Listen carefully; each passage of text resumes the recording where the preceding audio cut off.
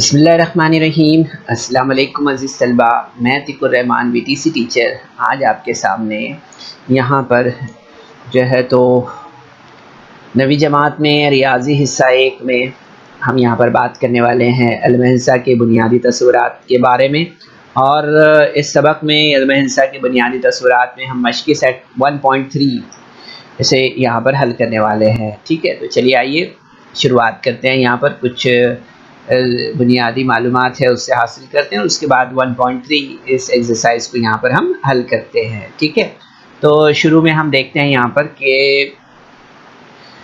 جو ہے کچھ ضروری معلومات ہے بچوں جو ہم چاہتے ہیں آپ کو یہاں پر ملے، جو نکات ایسے ہیں جنہیں آپ کو یاد رکھنا ضروری ہے۔ جیسے اگر ہم یہاں پر دیکھ رہے ہیں مشروط بیانات اور عکس، کنڈیشنل اسٹیٹمنٹس اینڈ کنورس جسے کہا جاتا ہے، تو یہاں پر ہم دیکھتے ہیں کہ جو بیان جب تب اور یا اگر تو کی صورت میں لکھے جاتے ہیں انہیں مشروط بیان کہتے ہیں۔ کیا کہتے ہیں؟ مشروط بیان کہتے ہیں۔ مشروط بیان میں جب سے شروع ہونے والے بیان کو مقدم دیا ہوا اور تب سے شروع ہونے والے بیان کو تالی یعنی جوابی کہتے ہیں۔ ٹھیک ہے، اس انگلش میں ہم کانسیکوینٹ کہتے ہیں۔ ٹھیک ہے، تو یہ ہمیں یہاں پر یاد رکھنا ہے کہ جو بیانات اگر تو یا جب تب کی صورت میں لکھے جا سکتے ہیں انہیں مشروط بیانات کہتے ہیں۔ ٹھیک ہے، مشروط بیانات یاد رکھنا ہے آپ کو کہ مشروط بیان ہم کسے کہتے ہیں۔ ٹھیک ہے، اس کے بعد ہم مشروط بیان کا وہ حصہ جو اگر یا جب سے شروع ہوتا ہے اسے مقدم کہتے ہیں۔ ٹھیک ہے، اور اسی طرح سے مشروط بیان کا وہ حصہ جو تو یا تب کے بعد آتا ہے اسے تالی کانسیکوینٹ کہتے ہیں۔ ٹھیک ہے، یاد رکھیے اسے۔ اب اس کے بعد ہم یہاں پر جیسے اسکرین پر دیکھ رہے ہیں کہ مشروط بیان جب دیا ہوا ضربات الاضلاع معین ہو تو اس کے وطر ایک دوسرے کے عمودی ناصف ہوتے ہیں۔ اگر کوئی مشروط بیان دیا گیا ہو اور اس کے مقدم اور تالی حصے کو تبدیل کر دیا گیا ہو تو حاصل ہونے والا نیا بیان اصل بیان کا عکس بیان یعنی کنورس کہلاتا ہے۔ ٹھیک ہے، یاد رکھیے، یہ ایک ایگزامپل کے طور پہ ہم نے یہاں پر بتایا ہے یہ۔ تو یہاں پر یاد رکھیے کہ دیے ہوئے مشروط بیان کے حصے مقدم اور تالی ایک دوسرے سے بدل دیے جائیں تو حاصل ہونے والے بیان کو دیے ہوئے بیان کا عکس کنورس کہتے ہیں۔ یاد رکھیے اسے۔ اسی طرح سے ہمیں یہاں پر یاد رکھنا ہے کہ چند بیانات یا چند بعض خود واضح ہندسی بیانات کو تسلیم شدہ بیان کے طور پر مان لیا گیا ہے، انہیں مفروضات کہتے ہیں۔ ٹھیک ہے، یاد رکھیے اسے۔ اور اسی طرح سے ہم دیکھ رہے ہیں کہ ایسی خصوصیات جن کو منطقی طور پر ثابت کیا جاتا ہے انہیں مسئلے یعنی تھیرمز کہتے ہیں۔ پھر اس کے بعد ہمیں یہاں پر یاد رکھنا ہے کہ مسئلے کو ثابت کرنے والے منطقی دلیل کو ہم پروف کہتے ہیں، ثبوت جسے کہا جاتا ہے۔ ٹھیک ہے، کیا کہتے ہیں اسے ہم؟ دلیل کہتے ہیں، پروف کہتے ہیں یا ثبوت کہتے ہیں۔ ٹھیک ہے، اور آخری پوائنٹ اس میں یاد رکھنا ہے بچوں کہ جب ہمیں کسی مشروط بیان کو ثابت کرنا ہوتا ہے تو اس کے مقدم کو دیا ہوا حصہ اور تالی کو ثابت کرنا ہے، حصہ کہتے ہیں اسے۔ ٹھیک ہے، یاد رکھیے اسے۔ اسی طرح سے ہمیں یاد رکھنا ہے کہ ثبوت جو ہے تو دو قسم کے ہوتے ہیں، ایک راست اور ایک بالواسطہ۔ ٹھیک ہے، ڈائریکٹ اور انڈائریکٹ، اس طرح سے دو قسم کے ثبوت ہوتے ہیں۔ ٹھیک ہے، یہ ضروری معلومات ہے بچوں، تو ہم نے سوچا کہ آپ کو یہ ضرور سے دی جائے۔ اس کے بعد ہم یہاں پر عقلیدس کے مفروضات کے بارے میں بات کر لیتے ہیں۔ تو اس میں دیکھتے ہیں ہم یہاں پر سب سے پہلے کہ ایک نقطے سے بے شمار خطوط گزرتے ہیں، اسی طرح سے دو متفرق نقاط سے صرف ایک ہی خط جو ہے تو گزرتا ہے۔ اس کے علاوہ ہم یہاں پر دیکھیں کہ کسی بھی نقطے کو مرکز مان کر دیے ہوئے نصف قطر کا دائرہ کھینچا جا سکتا ہے. ٹھیک ہے, کسی بھی نقطے کو مرکز مان کر دیے ہوئے نصف قطر کا دائرہ کھینچا جا سکتا ہے. اسی طرح سے ہم دیکھیں گے یہاں پر کہ تمام قائمہ زاویے ایک دوسرے کے متماثل ہوتے ہیں. ٹھیک ہے, یاد کر لینا ہے بچوں, اس سے آپ کو بائی ہارٹ ہونا چاہیے یہ. اور اسی طرح سے ہم دیکھیں گے کہ دو خطوط اور ان کا ایک تقاطع ہو تو تقاطع کے ایک جانب بننے والے داخلہ زاویوں کی جمع دو قائمہ زاویوں سے کم ہو تو وہ خط اسی سمت بڑھانے پر ایک دوسرے کو قطع کرتے ہیں. ٹھیک ہے, اگر دو خطوط کے خط تقاطع ایک ہی جانب بننے والے دو داخلی زاویوں کی جمع دو قائمہ زاویوں سے کم ہو تو اسی سمت میں بڑھانے پر وہ خطوط ایک دوسرے کو قطع کرتے ہیں, جیسے ہم یہاں پر اس شکل میں مشاہدہ کر سکتے ہیں. ٹھیک ہے, تو یہاں پر ہم دیکھ سکتے ہیں کہ length A plus length B is not equal to 180 degree. ٹھیک ہے, اس طرح سے. تو یہاں پر ہمیں یہ کچھ بنیادی معلومات تھی بچوں, جسے ہم عقلی درس کے مفروضات کے تحت یہاں پر ہم نے سمجھا ہے. ٹھیک ہے, اب یہاں پر ہم ایک مسئلہ ہے اسے دیکھ لیتے ہیں, جس میں ہم دیکھیں گے کہ دو متقاطع خطوط سے بننے والے متقابلہ زاویے مساوی پیمائش کے ہوتے ہیں.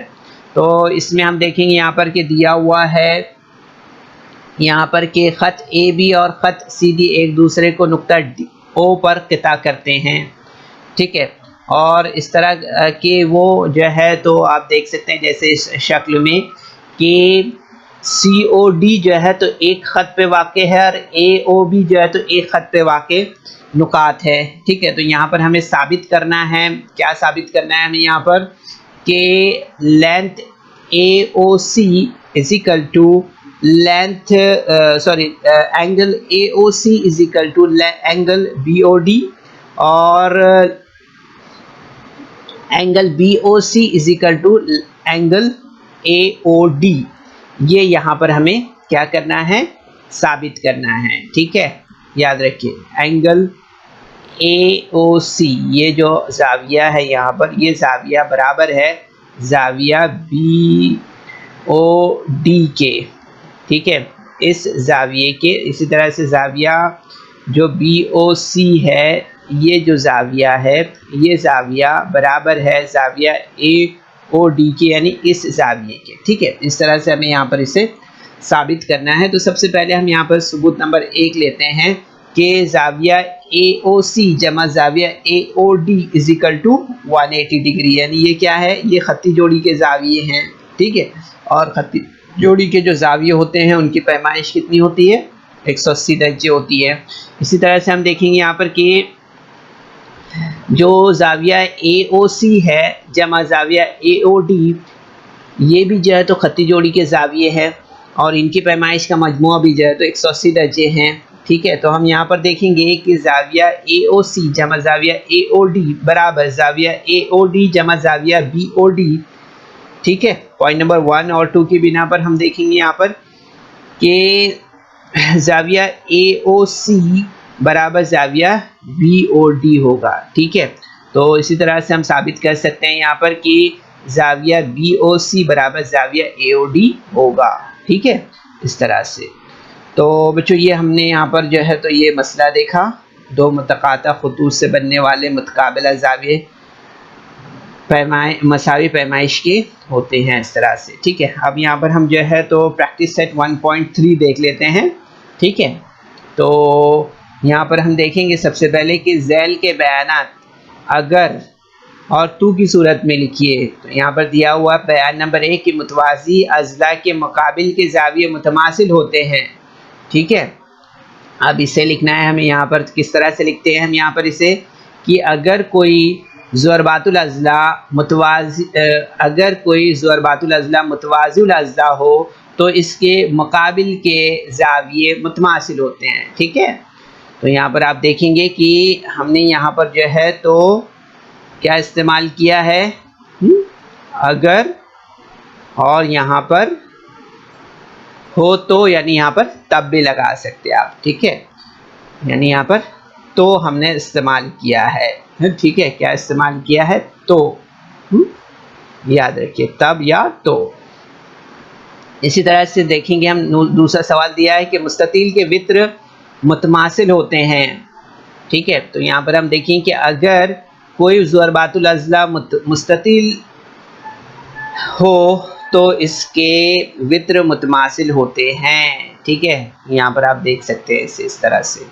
ٹھیک ہے، پھر اس کے بعد میں تیسرا سوال ہے کہ متساوی ساقین مثلث میں راس اور قاعدے کے وسطی نقطے کو ملانے والا قطع خط قاعدے پر عمود ہوتا ہے.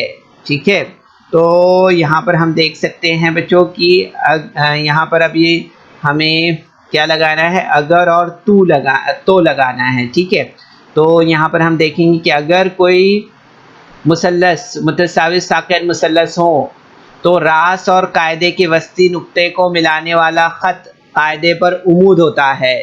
ٹھیک ہے، یاد رکھیے یہاں پر تو یہاں پر ہم نے تو لگایا اور یہاں پر اگر لگایا. ٹھیک ہے، اس طرح سے. تو یہ سوال نمبر 3 ہمارا یہاں پر پورا ہوا اس طرح سے. ٹھیک ہے، تو سوال نمبر 1 2 اور یہ 3 ہم نے یہاں پر اس طرح سے پورا کیا ہے. ٹھیک ہے، اب یہاں پر ہم آگے بڑھتے ہیں سوال نمبر 2 کی طرف. اور یہاں پر دیکھ سکتے ہیں آپ دیا ہوا ہے کہ ذیل کے بیانات کے عکس لکھیے. تو یہاں پر ہم دیکھیں گے بیان نمبر 1 دیا ہے کہ 2 متوازی خطوط اور ان کے خط تقاطع سے بننے والے متبادلہ زاویے آلٹرنیٹ اینگلز متماثل ہوتے ہیں. ٹھیک ہے، تو یہاں پر ہم جواب دیکھیں گے اس کا. اس طرح سے لکھیں گے کہ اگر 2 خطوط اور ان کے خط تقاطع سے بننے والے متبادلہ زاویے متماثل ہوں